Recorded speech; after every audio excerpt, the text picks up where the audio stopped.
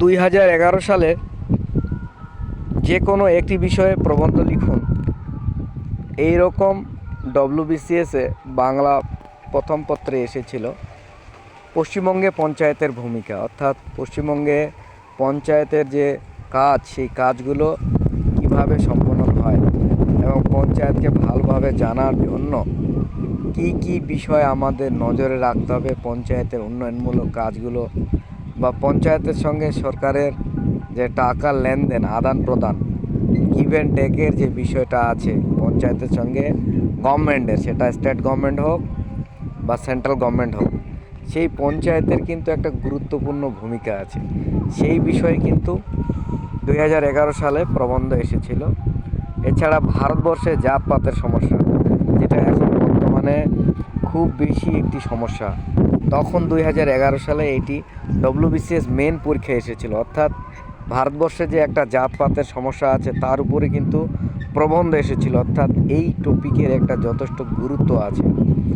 আজ ভারতবর্ষে জাতপাতের নামে যেসব নোংরামি চারদিকে চলছে, সেগুলো চোখে দেখেও কোনো প্রতিবাদ করা যাচ্ছে না।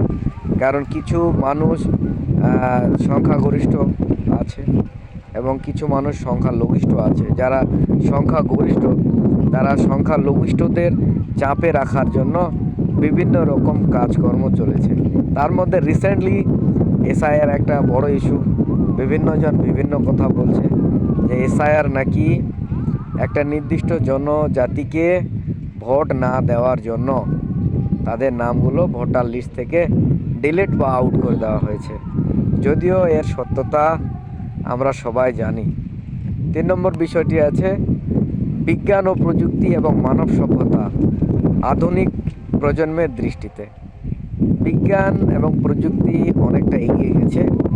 বিজ্ঞান প্রযুক্তির দরুন আমরা যে মোবাইল ফোন ব্যবহার করছি, যার মাধ্যমে সোশ্যাল মিডিয়াতে যেমন ফেসবুক, হোয়াটসঅ্যাপ, মিটা, আপনার বিভিন্ন রকম যে অ্যাপগুলো আছে, ইনস্টাগ্রাম, টুইটার, এগুলো আমরা ব্যবহার করতে পারছি। এককালে এগুলো ছিল না, মোবাইলও ছিল না। ধীরে ধীরে মোবাইল আবিষ্কার হয়েছে এবং মোবাইলকে ডেভেলপমেন্ট করেই পরবর্তীতে বিভিন্ন রকম সোশ্যাল মিডিয়ার ভালো দিকগুলো আমরা আজ ব্যবহার করতে পারছি। তবে এই সোশ্যাল মিডিয়ার বা বিজ্ঞান প্রযুক্তির যেমন একটা ভালো দিক আছে, ঠিক তেমন একটা খারাপ দিকও আছে। আমাদের খারাপ দিকগুলো থেকে সচেতন হতে হবে। সোশ্যাল মিডিয়াতে মুহূর্তের মধ্যে যে কোনো একটি অংশ ছড়িয়ে গিয়ে ভাইরাল হয়ে যেতে পারে।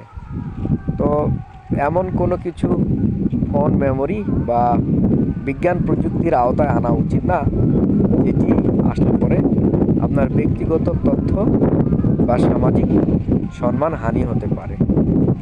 পরের টপিকটি ছিল ভোগবাদ ও বাঙালি জীবন। ভোগবাদ বিষয়টি হলো মানুষের খাওয়া দাওয়ার উপর একটা নিশ্চিত ইচ্ছা অনিচ্ছা আছে। এই খাওয়া দাওয়ার উপর ভিত্তি করে বাঙালিরা আজ রসিকতায় পরিণত হয়। কিছু কিছু খাবার যা মানুষ এখন নামে শুনেনি, বাঙালিরা সেই সমস্ত খাবার আবিষ্কার করে সেই সমস্ত খাবার খাচ্ছে। এবং বাঙালি জীবন একটি আলসেমি জীবনও বলতে পারেন।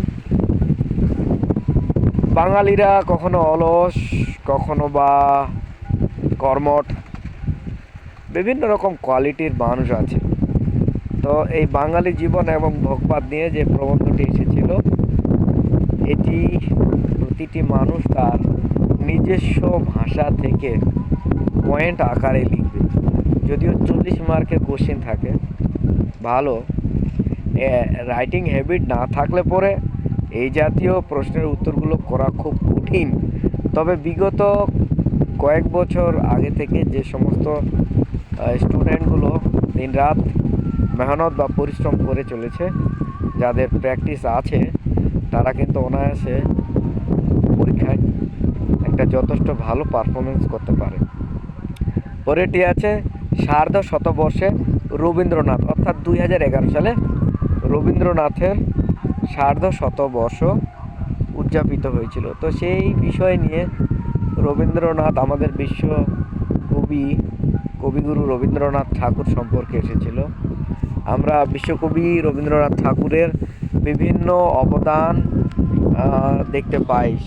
ছোটদের পড়ার বই থেকে শুরু করে গল্প, উপন্যাস এবং সর্বোপরি বলতে গেলে 1913 সালে গীতাঞ্জলি উপন্যাসের জন্য তিনি যে নোবেল পুরস্কার পেয়েছিলেন সেটি কিন্তু এশিয়া মহাদেশের মধ্যে প্রথম নোবেল পুরস্কার, এবং বাঙালি হিসেবে আমরা গর্বিত যে প্রথম নোবেল পুরস্কার ভারতবর্ষে রবীন্দ্রনাথ ঠাকুর পেয়েছিলেন।